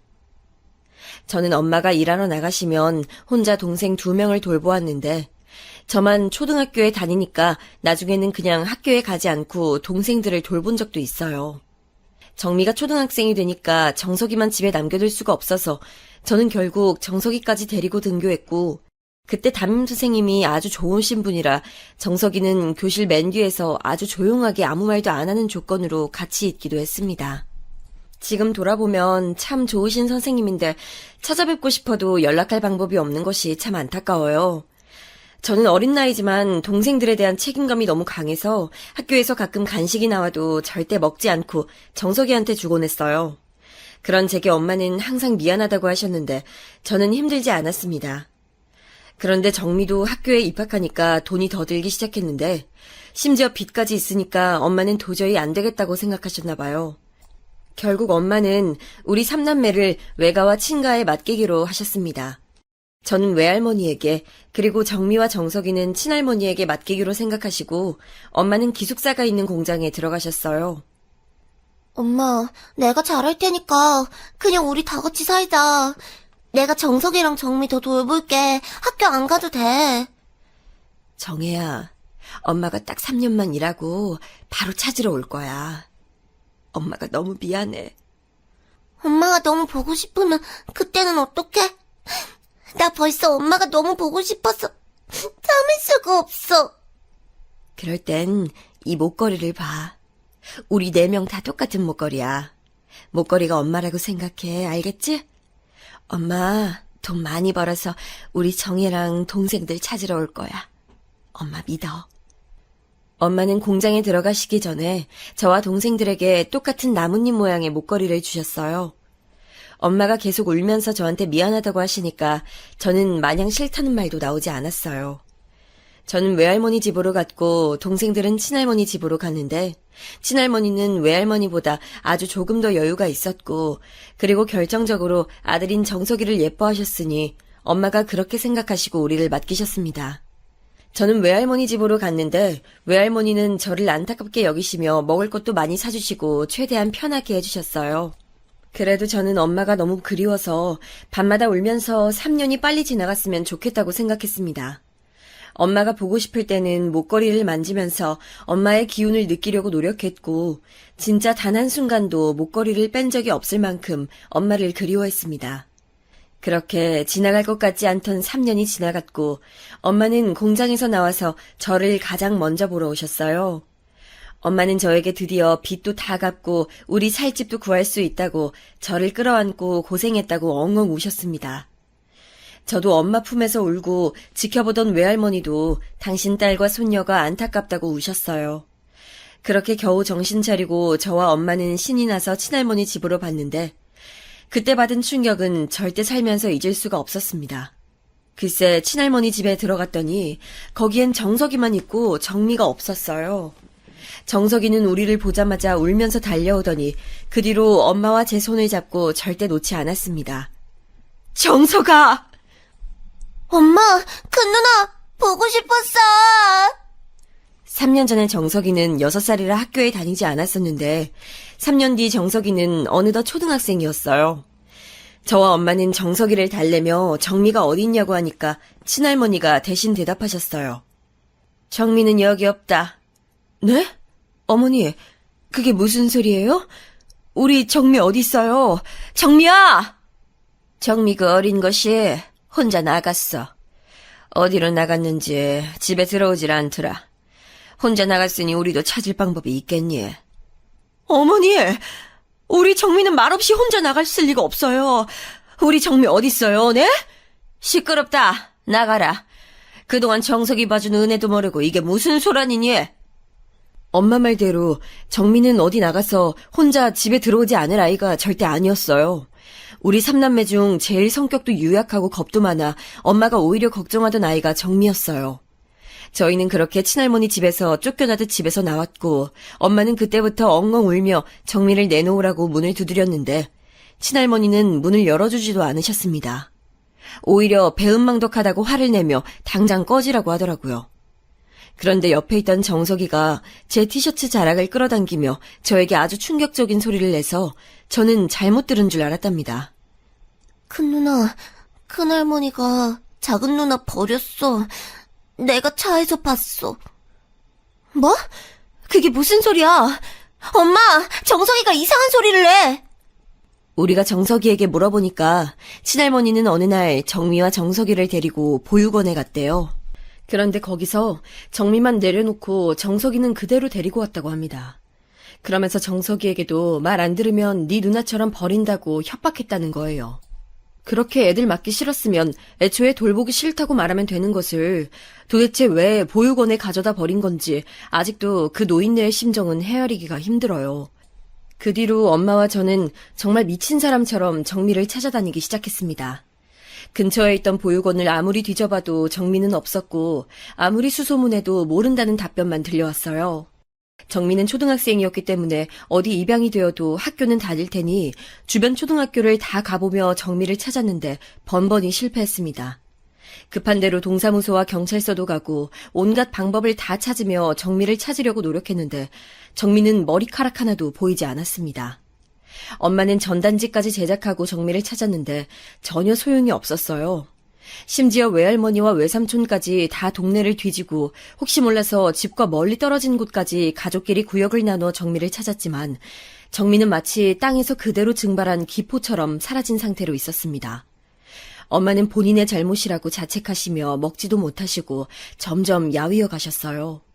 매일 밤 잠들기 전에 정미를 찾으며 우셨고 저도 밖에서 정미 또래의 단발머리를 한 여자아이가 있으면 달려가 얼굴을 확인하는 것이 습관이 됐습니다. 정석이도 본인이 작은 누나를 지키지 못했다고 우울해하고 우리는 정미를 찾을 수가 없으니 얼마나 힘든 시기를 보냈는지 몰라요. 엄마는 공장에서 하루도 빠지지 않고 일하셨고 잔업도 하시고 야간과 휴일에도 일하시며 돈을 많이 벌어오셨는데 덕분에 우리는 예전처럼 전기세도 밀리지 않고 수도세도 낼 수 있어서 샤워하다 물이 끊기거나 물이 없어서 설거지를 못하는 상황은 일어나지 않았습니다. 하지만 우리에겐 정미가 없었기 때문에 아무리 전보다 형편이 나아졌어도 마음은 불편하게 살게 됐어요. 그렇게 몇 년이 지나니 주변에서도 시간이 해결해 줄 거라고 나중에 살다 보면 찾게 될 거라고 위로해 줬는데 전혀 우리 가족에게는 와닿지 않았습니다. 엄마는 현실적으로 일해야 사니까 일하시며 남는 시간에는 정미를 찾으러 다니셨어요. 그래도 정미는 제가 성인이 될 때까지 나타나지 않았습니다. 사실 저는 속으로 이렇게 한국을 쥐잡듯이 뒤져도 나타나지 않는 것을 보면 정미가 혹시 죽은 것은 아닐까 생각까지 했어요.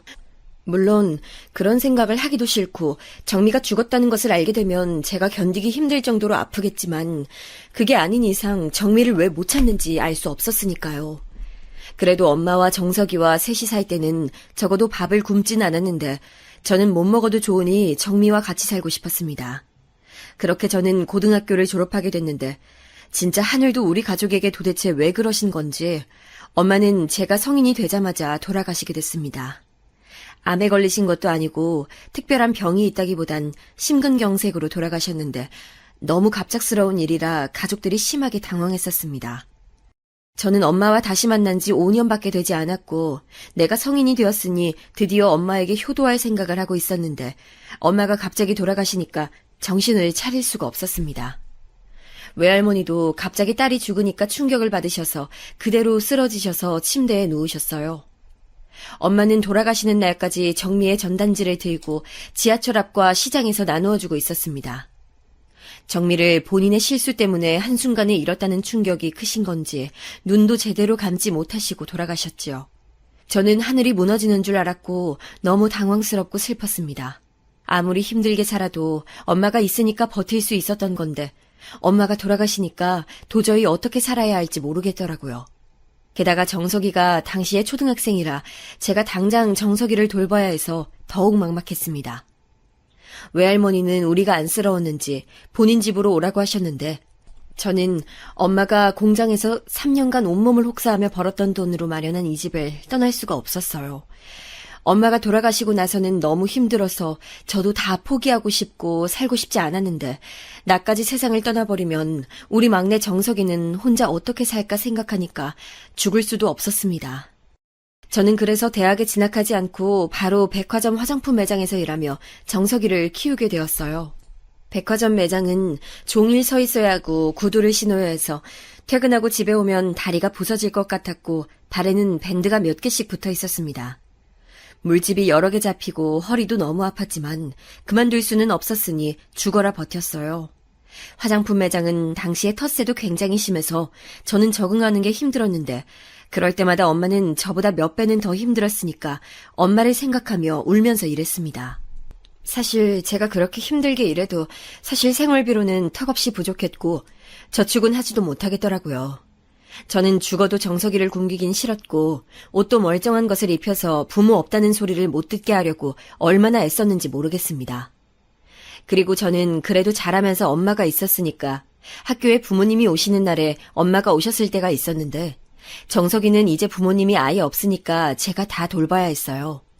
그래도 얼마나 착한지 제 말을 너무 잘 들어서 정석이를 보며 오히려 버텼던 기억이 나요. 하지만 저는 그렇게 힘들게 겨우 하루하루 살아가도 절대 잊을 수 없었습니다. 혹시나 하며 우리 매장에 오는 정미 또래 여자아이들을 유난히 나서서 상대하니까 매장에서는 제 평판이 좋았는데 저는 속으로 우리 정미는 어디 있지 생각만 들었어요. 심지어 저는 너무 간절하니까 텔레비전 프로그램 중에 사람을 찾아주는 프로그램이 있어서 거기에 제보도 했지만 저에게 연락은 오지 않았습니다. 저는 엄마가 우리 남매들에게 목걸이를 주신 이후로 한 번도 목걸이를 뺀 적이 없었는데 그것은 엄마가 돌아가신 다음에도 적용됐어요. 목걸이를 빼면 엄마에 대한 기억을 통째로 잃는 느낌이 들어서 저는 다른 것은 몰라도 목걸이는 그냥 제 몸의 분신이라고 생각했습니다. 그렇게 바쁘게 일하다가도 가끔, 아니 종종 엄마와 정미가 너무 그리워서 얼마나 울었는지 몰라요. 우리에겐 사진이 겨우 한 장 있었는데 그 사진엔 아버지까지 있어서 제가 가지고 있는 가장 소중한 보물이었습니다. 그 사진을 항상 가지고 다니며 손님들 때문에 힘들거나 직원들 텃세에 힘들 때 혼자 꺼내보며 마음을 다잡았던 기억이 나요. 제가 정석이를 돌보는 가장이었지만 제 나이도 그때 겨우 20살이었기 때문에 얼마나 힘들었는지 지금 생각해도 그때의 제가 대견하다고 느껴집니다. 친구들은 하나같이 다 대학에 가거나 좋은 기업에 취직하고 또 남자친구를 만나고 지내는데 저는 대학도 못 가고 연애는 사치라고 생각해서 만날 수도 없었어요. 당장 내가 사는 게 급하고 간절하니까 다른 곳으로 절대 눈을 돌리지도 못했습니다. 하지만 그렇게 일하다 보니 사는 게 뭔지 싶더라고요. 하루는 역대급 저를 힘들게 했던 손님을 만나서 너무 힘들었던 적이 있어요. 우리 매장은 화장품 매장이라 개봉하면 교환이 안 되는데 딱 봐도 개봉한 지 몇 달은 된 것 같은 립스틱을 교환해달라고 오신 거예요. 제가 아무리 차분하게 개봉하고 이미 쓰신 거면 교환이 불가하다고 얘기해도 그 손님은 막무가내로 무조건 교환해달라고 하며 악을 쓰고 소리를 질렀습니다. 심지어 그렇게 손님을 쩔쩔매며 상대해도 그 어떤 직원도 저를 도와주지 않았고 저는 결국 눈물까지 보이게 됐는데 점장은 오히려 저한테 왜 손님 앞에서 눈물을 흘리냐고 손님 편을 들더라고요. 제가 정말 속상했던 것은 그 손님이 중년 여자였는데 저한테 아가씨는 엄마도 없냐고, 어른이 해달라고 하면 해줘야지 뭐 하냐고 하던 소리였어요. 저는 실제로 엄마가 없었고 심지어 아빠도 없으니 부모 없는 티가 난다는 건가 혼자 생각하며 집에 오는 길에 엉엉 울었습니다. 그러면서 우리 정석이는 부모 없다는 소리 듣고 살면 절대 안 되니까 내가 더 성공해야지 생각했어요. 일부러 그래서 정석이한테 안 그래도 질 좋은 옷을 입히고 단정하고 깔끔하게 챙기려고 노력했었는데 사실 어느 정도 한계가 있긴 하더라고요. 저도 일주일에 딱 하루만 빼고 일하니까 정석이를 제대로 챙기는 것이 힘들어서 삶이 뭐가 이렇게 혹독한지 매일 밤 자기 전에 울며 잠들었던 기억이 납니다. 그래도 제가 버틸 수 있었던 것은 정석이가 너무 기특하고 착하게 잘 자랐었고 또 정미가 혹시 나타날 수도 있다는 희망 때문이었습니다. 정석이는 심지어 그렇게 누나와 둘이 사는 형편에서 공부까지 잘해서 우등생으로 학교에서 유명했다고 하더라고요. 저는 제가 잘 챙겨주지도 못하는데 공부로 학교에서 유명하다는 소리를 담임 선생님께 들으니까 기분이 너무 좋아서 그동안 힘들었던 것이 싹 없어지는 기분이 들었어요. 우리 착한 정석이는 고등학교는 심지어 장학금을 받고 다녔는데 내성적이고 숫기가 없던 저와 달리 성격도 매우 밝아 친구도 많았답니다. 제가 일하느라 바쁘기도 했고 저도 살림에 익숙지 않으니 덜렁거리며 집안일을 놓칠 때가 많았는데 정석이는 남자애가 어쩜 그렇게 꼼꼼한지 저보다 집안일을 잘하더라고요. 그래서 아무리 힘들어도 정석이만 보며 겨우 버텼고 속으로 정미는 잘 살고 있는지 매일 하루도 빠짐없이 생각했습니다. 그렇게 정석이도 고등학교를 졸업했고 무려 서울에 있는 유명 대학에 진학하게 됐는데 그것도 성적이 우수한 학생들에게만 주는 장학금을 받고 입학하게 되었습니다. 정석이는 저에게 본인 키우느라 고생했다고 하면서 이제 누나 인생을 살라고 해줬어요. 저는 그 말을 듣고 곰곰이 생각했더니 성인이 되고 10년 넘게 정석이를 키우기만 하고 저를 전혀 돌보지 않고 있었더라고요. 친구들처럼 대학을 간 것도 아니고 연애를 해본 적도 없었습니다. 이제 정석이도 키울 만큼 키웠으니 저도 연애를 해볼까 생각했는데 사실 또 막상 하려니까 걱정이 됐어요. 저는 고하고 집이 가난한데 모아놓은 돈도 없었으니 어떤 남자가 저를 반길까 싶었죠. 그런데 그런 걱정을 하며 백화점에서 계속 근무하고 있었는데 10년이 지나니까 어느덧 저도 매장에서 짬이 되어서 밑에 직원들이 많아졌어요. 그런데 매장 막내가 자꾸 저한테 구두가게의 어떤 직원이 저를 자주 쳐다본다고 하더라고요. 저는 그냥 대수롭지 않게 넘겼는데 진짜 그 구두가게에서 근무하던 직원이 저한테 관심 있던 게 맞았고 아주 적극적으로 저한테 들이대기 시작했습니다. 저는 사실 제 정황상 연애를 해야 하나 회의감이 들어 적극적으로 반응해주지 못했는데 본인은 다 괜찮다고 저한테 오히려 뭐가 무섭냐고 하더라고요. 저는 그 말이 되게 듣고 싶었던 것 같습니다. 그 말 한마디에 정말 그대로 넘어가게 됐고 연애까지 시작하게 됐어요. 이름은 원석이었는데 원석 씨는 저에게 결혼하자고 청혼도 했습니다. 하지만 저는 결혼은 너무나도 자신이 없었기 때문에 완곡하게 거절했어요. 물론 저도 너무 결혼하고 싶었고 안정적으로 살고 싶은 마음은 그 누구보다 컸지만 결혼은 현실이니까 제가 좋다고 될 일이 아니라고 생각했습니다. 그리고 제 걱정이 맞다 확신을 주듯 시어머니는 저를 대놓고 싫어하셨어요. 제가 어쩌다 원석 씨와 데이트를 하다 시어머니를 마주친 적이 있는데 저를 위아래로 훑어보더니 부모님은 뭐 하시냐고 묻더라고요. 제가 당황하며 두 분 다 돌아가셨다고 하니까 혀를 차더니 원석 씨에게 당장 저와 헤어지라고 난리를 치셨다고 해요. 저는 진지하게 원석 씨에게 우리 그만 헤어지는 것이 우리 서로에게 좋을 것 같다 하면서 원석 씨는 좋은 사람이니까 더 집안 좋고 예쁘고 착한 사람과 결혼하라고 했습니다. 하지만 원석 씨는 본인은 꼭 저와 결혼하고 싶다고 뜻을 굽히지 않았습니다. 저도 원석 씨만 보면 그렇게 나쁜 사람은 아닌 것 같아서 결혼하고 싶었지만 시어머니가 대놓고 저를 싫어하시는데 제가 무슨 힘이 있었겠어요. 그래서 그렇게 일방적으로 이별을 통보하고 저도 힘들어하며 지냈는데 어느 날 몸이 너무 안 좋아서 병원에 갔더니 의사가 저에게 축하한다고 임신이라고 하더라고요. 저는 너무 놀라서 원석 씨에게 임신 사실을 알렸더니 원석 씨는 아기가 생겼으니 결혼은 문제없다고 진짜 말 그대로 밀어붙이기 시작했습니다. 시어머니는 임신이 뭐 대수냐고 당장 지우라고 하셨는데 저도 그때 미쳤었는지 아이가 생기니까 결혼에 대한 집착이 매우 심해졌습니다. 아마 아이를 가져서 호르몬 때문에 내 아이를 지켜야 한다는 생각이 들었던 것 같아요. 하지만 현실적으로 저와 원석 씨는 모아놓은 돈이 없어서 결혼하게 된다면 시댁으로 들어가서 살거나 원석 씨를 우리 집으로 데려와서 살아야 했는데 원석 씨는 본인 집으로 들어가는 것을 원했어요. 그래서 저는 임신한 상태로 시댁에 들어가게 됐는데 초반에 시부모님 반대가 극도로 심해서 몇 달 뒤에 들어가게 됐습니다. 결혼식은 당연히 올리지도 못했고 그대로 당장 살게 됐는데 시어머니는 저보고 아이를 낳으면 아이를 데리고 당장 나가라고 하더라고요. 시아버지는 아예 저를 투명인간을 대하듯 무시했는데 제가 인사해도 받아주지도 않았고 그냥 저라는 존재가 집에 없다고 생각하시는 것 같았습니다. 시어머니는 제가 시어머니 눈앞에 보이면 방으로 들어가라고 하셔서 방에서 남편의 퇴근만 기다리며 혼자 얼마나 숨죽였는지 몰라요. 물론 저도 속상하고 서러워서 괜히 시댁으로 들어온 건가 싶었지만 또 막상 아이를 낳으면 좋아하는 시부모님이 많다기에 그 말을 믿고 출산만을 기다리고 있었습니다. 그래도 원석 씨가 퇴근하면 저를 주겠다고 맛있는 음식이나 간식을 포장해서 왔었고 시어머니가 저를 괴롭혀도 주말에는 그런 시어머니를 막아주기까지 해서 저는 원석 씨만 의지하며 지냈어요. 너무나도 다행으로 제 아이는 배에서 마치 없는 것처럼 조용했었는데 의사한테 물어봐도 원래 성격 자체가 순한 아이 같다고 하더라고요.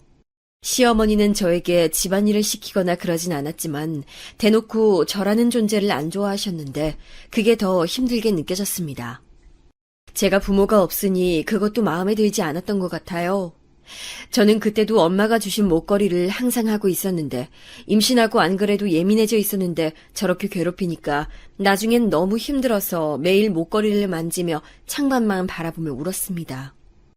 제가 시댁으로 들어가면서 정석이는 혼자 살게 됐는데 또 정석이가 너무 걱정되는 거예요. 그래서 어느 날엔 조용히 시댁을 나가서 몰래 우리 집으로 갔던 적이 있어요. 정석아, 누나, 너무 오랜만이다. 아니, 누나, 임신했는데 왜 이렇게 말랐어? 누가 보면 임신한 줄도 모르겠어. 입덧이 심해서 그런 것 같아. 뭘 먹어도 자꾸 토해. 우리 정석이 안 본 새에 또 키가 자란 것 같아. 이제 누나보다 훨씬 크다. 정석이와 저는 오랜만에 만나 집에서 얘기했는데 진짜 시간 가는 줄 모르겠더라고요. 마침 정석이가 그날 학교에 가지 않는 날이라 저를 볼 수 있었던 거라 저는 진짜 다행이라고 생각했습니다. 정석이는 내년에 군대에 가야 할 것 같다고 저한테 본인은 걱정하지 말고 시댁에서 몸 건강히 잘 있으라고 해줬어요. 저는 정석이가 군대 간다는 소리를 들으니까 갑자기 속에서 울컥하는 게 올라왔습니다.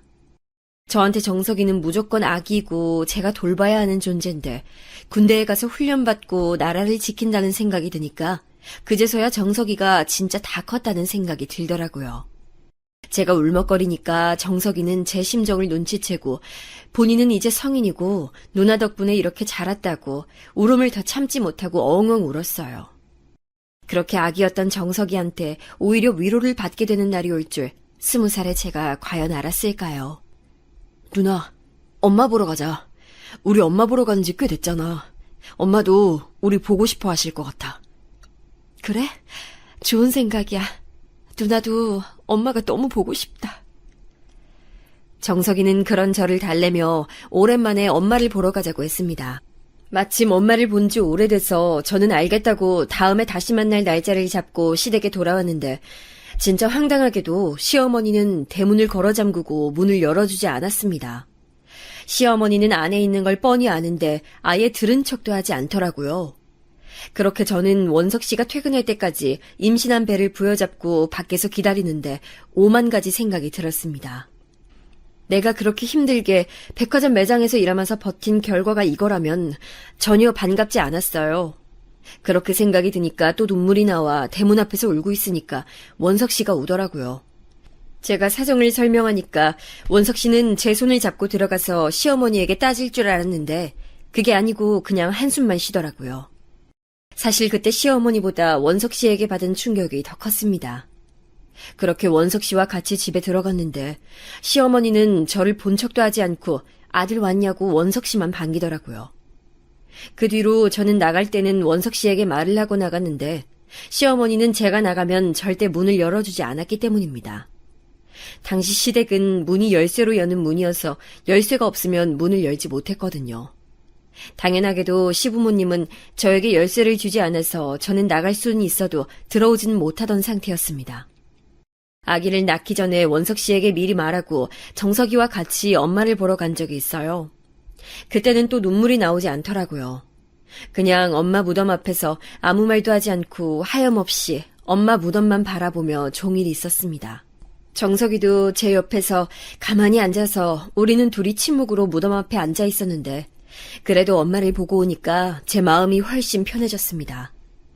엄마를 보러 갈 때는 항상 당연히 정미 생각도 나게 되었는데 그날도 역시 정미 생각에 제가 한숨을 계속 쉬니까 정석이는 살면서 언젠간 우리가 만날 수 있는 날이 올 거라고 하더라고요. 그렇게 아기였던 막내가 자라서 저한테 위로하는 청년이 되다니 믿을 수 없었습니다.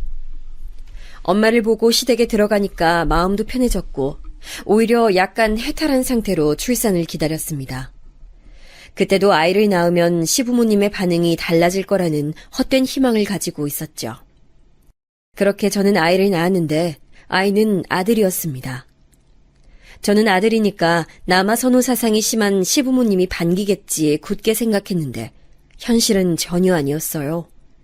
심지어 저는 산후조리도 하지 못했는데 바로 병원에서 돌아온 저에게 걸레질하라고 걸레를 주더라고요. 그전까진 저를 투명인간처럼 취급하더니 아기를 낳고 오니까 갑자기 집안일을 시키셨습니다. 저는 뼈도 제대로 붙지 않은 상태였는데 그렇게 청소를 시작했고 몸이 너무 아프더라고요. 그래서 시어머니에게 나름 다가가 보겠다고 애교 있는 목소리로 말을 꺼냈는데 돌아오는 대답은 냉담했습니다. 애 낳는 걸로 유세야?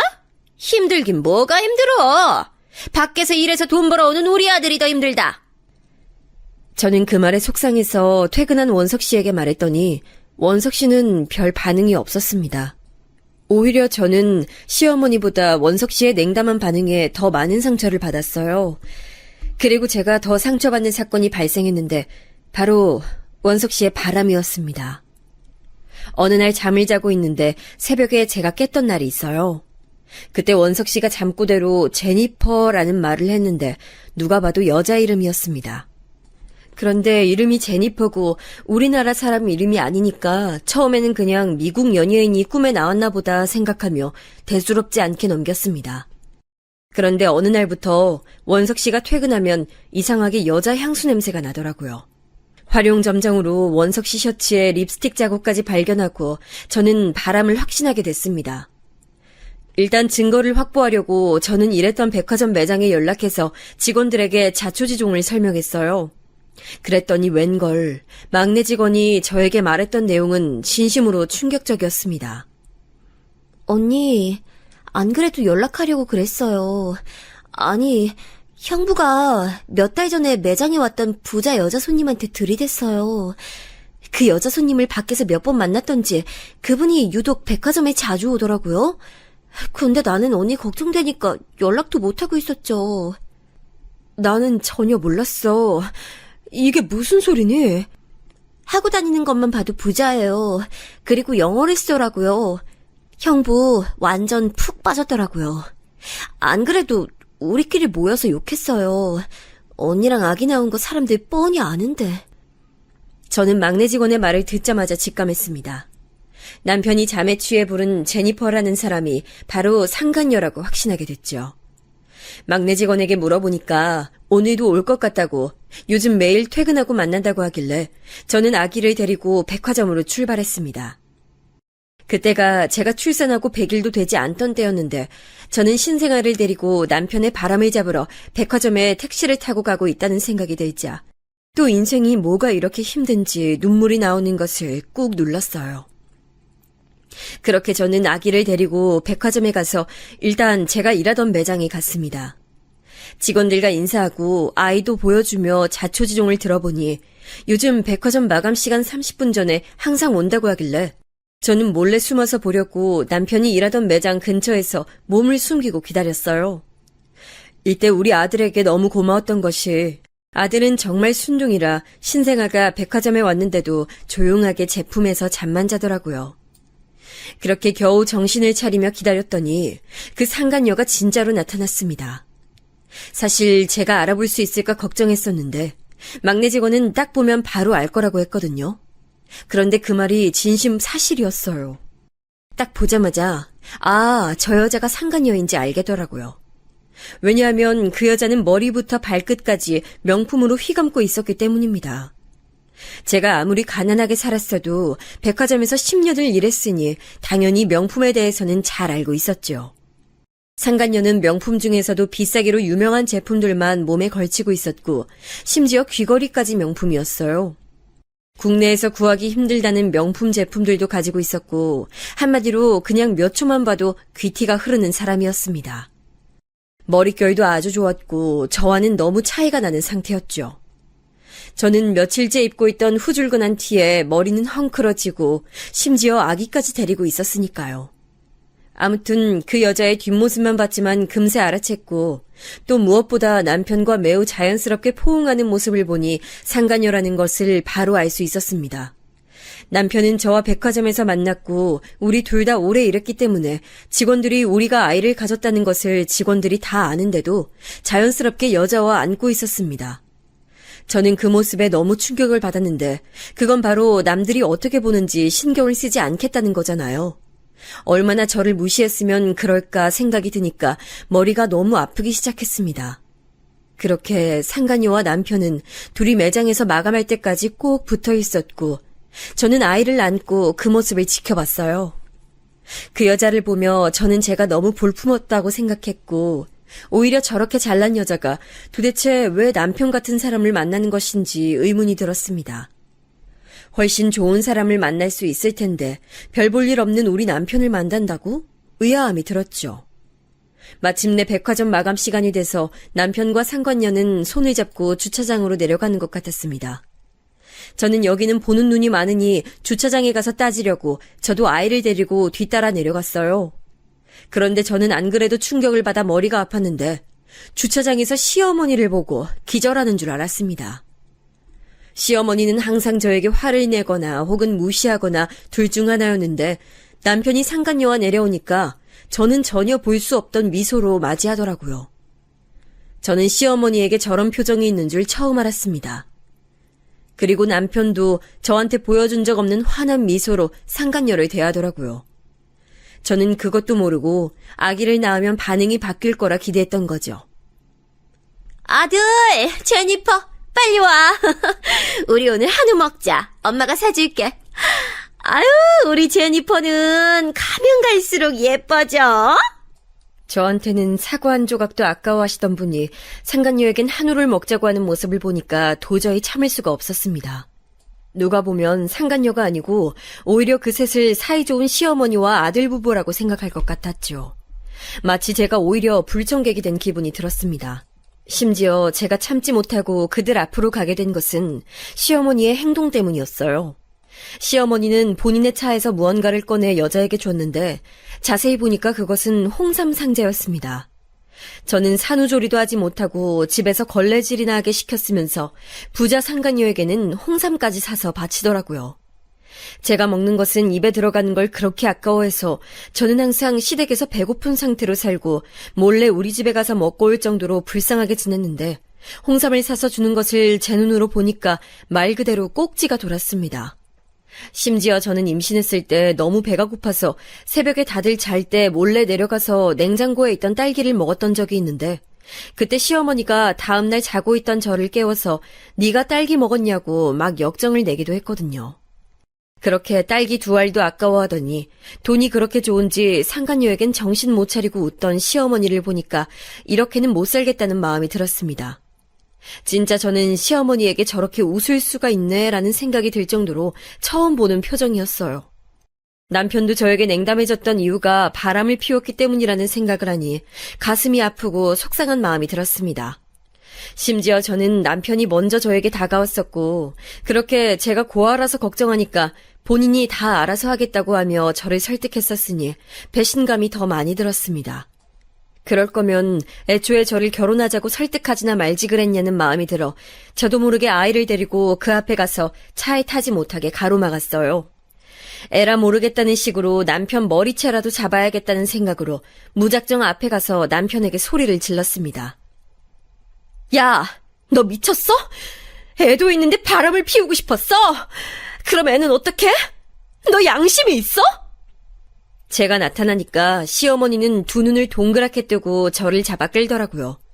저는 그 손을 뿌리치고 남편에게 다시 말하려고 했는데 순간 상간녀의 말 한마디에 우리는 얼음처럼 조용히 굳었습니다. 정혜 언니? 저를 어떻게 아세요? 언니, 나 정미야. 뭐? 저는 너무 놀라서 온몸에 소름이 돋고 현실이 믿기지 않아서 그냥 가만히 정미를 쳐다봤습니다. 그렇게 제가 20년 동안 그리워했던 정미가 내 앞에 있다니 저는 정말 머리가 너무 복잡해서 가만히 보는데 그렇게 보니까 정미가 확실했어요. 스타일이 너무 달라서 처음엔 몰랐는데 얼굴을 보니까 확실히 정미더라고요. 특유의 눈 밑에 있던 눈물점부터 귀 모양까지 정미가 확실했습니다.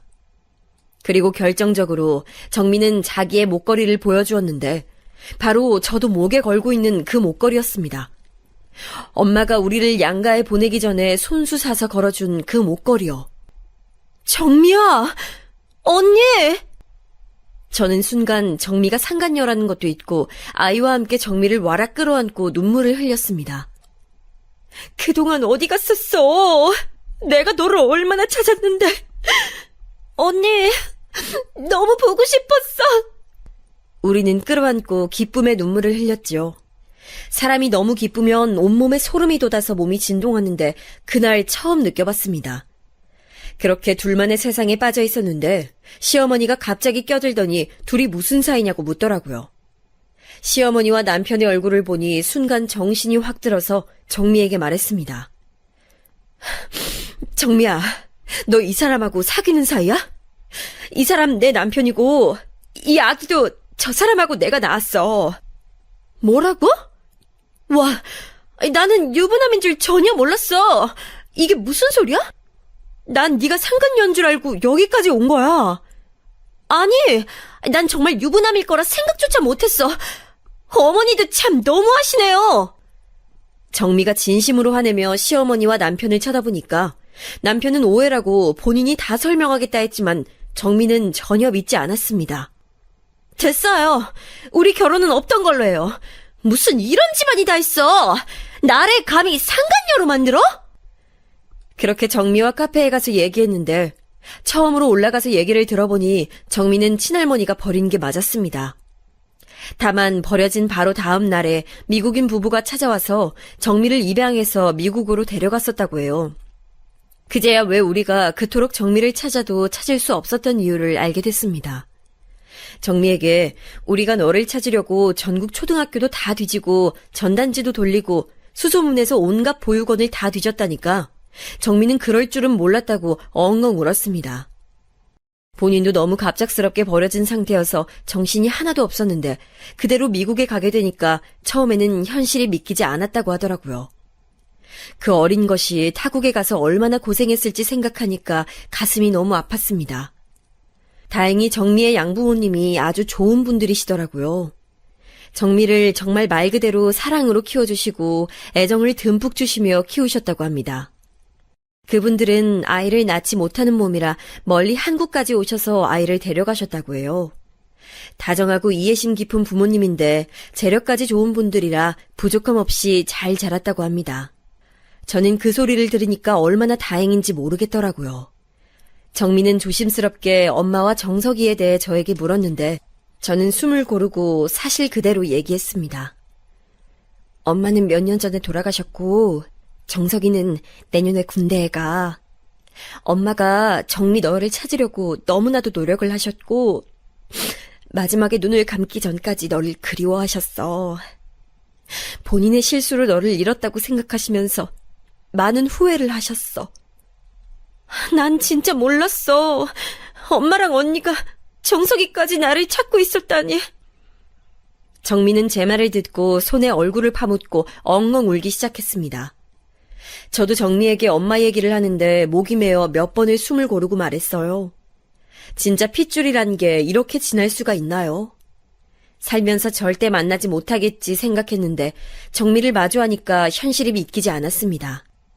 저는 말 나온 김에 정석이와 정미를 만나게 하고 싶어서 정미를 데리고 집으로 갔는데 마침 정석이가 집에 있더라고요. 정석이는 저를 보고 반가워하다가 옆에 있는 정미를 보고 어리둥절하다 금세 정미를 알아봤습니다. 제가 그랬던 것처럼 똑같이 정미와 정석이는 끌어안고 울었는데 저는 이미 많이 울었는데도 그 모습을 보니까 눈물이 나오더라고요. 정석이는 20년 전에 본인이 누나를 지키지 못해서 미안하다고 했고 정미는 네 잘못이 아니라고 하니까 그제서야 정석이는 평생에 한을 푼 것처럼 보였어요. 사실 우리는 단 한 명도 잘못하지 않았는데 고통을 받았으니 너무 힘들었는데 결론은 이렇게 다시 만나게 되어 정말 다행입니다. 그렇게 저는 정미를 우리 엄마의 무덤까지 같이 갔고 정미는 무덤 앞에서 한참을 울었어요. 한국에 오면서 엄마를 찾고 싶어서 정미도 헤어진 가족을 찾는 프로그램에 이미 지원까지 했었다고 했습니다. 우리는 서로 이렇게 서로를 찾으려고 끊임없이 노력했기 때문에 우리가 결국 만날 수 있었다고 생각해요. 그 뒤로 저는 시댁에서 당장 나왔는데 다행히 혼인신고를 하지 않아서 저만 나오면 되는 상태였습니다.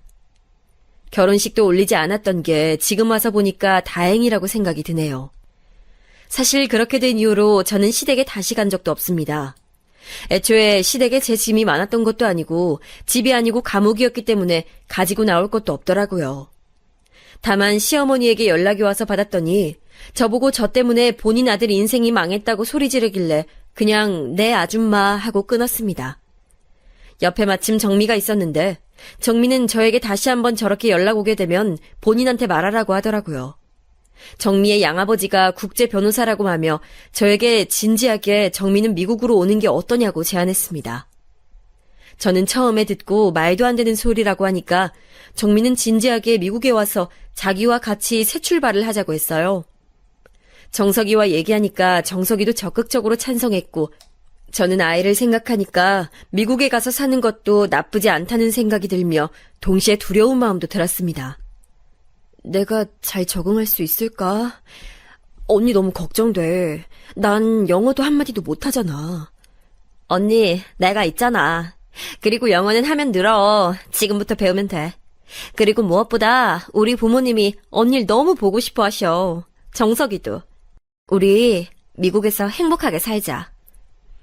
정미는 영상통화로 미국에 있는 본인 부모님을 보여줬는데 제가 너무 쑥스럽고 어색해서 웃음만 보였는데 양부모님은 듣던 대로 아주 좋은 분들이었어요.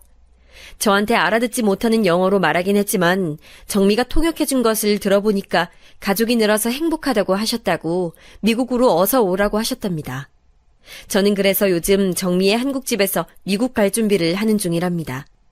태어나서 처음으로 영어학원도 다니면서 준비 중인데 너무 즐거워요. 정미 부모님은 우리 아기가 오는 것을 진짜 기대하고 벌써 아기 장난감까지 사놓으셨대요. 정석이도 군대를 다녀오면 미국에 올 예정이에요. 정미의 양부모님이 그러라고 했답니다. 우리 삼남매 다 본인의 집에서 생활하라고 안 그래도 적적했는데 잘 됐다고 하셨다고 해요. 그렇게 힘들었던 어린 시절을 보냈는데 이렇게 다시 만나서 행복한 삶을, 그것도 미국에서 살게 되니까 어안이 벙벙하고 또 엄마가 너무 보고 싶어요. 미국에 가게 된다면 엄마의 묘지가 걱정됐는데 외삼촌이 그건 걱정하지 말고 편하게 가라고 해주셨어요. 엄마는 끝까지 정미를 그리워하셨는데 하늘에서 우리를 보고 있다면 다 아시겠죠? 제 사연은 여기까지입니다. 긴 사연 들어주셔서 감사합니다. 제가 짧은 인생을 살아보니까 정말 가족밖에 없더라고요. 아마 이 사연을 듣고 계신 인생 선배님들도 제 말에 공감하실 거라고 믿어요. 가족들과 새해에도 행복하게 보내시길 진심으로 바랍니다. 들어주셔서 감사합니다.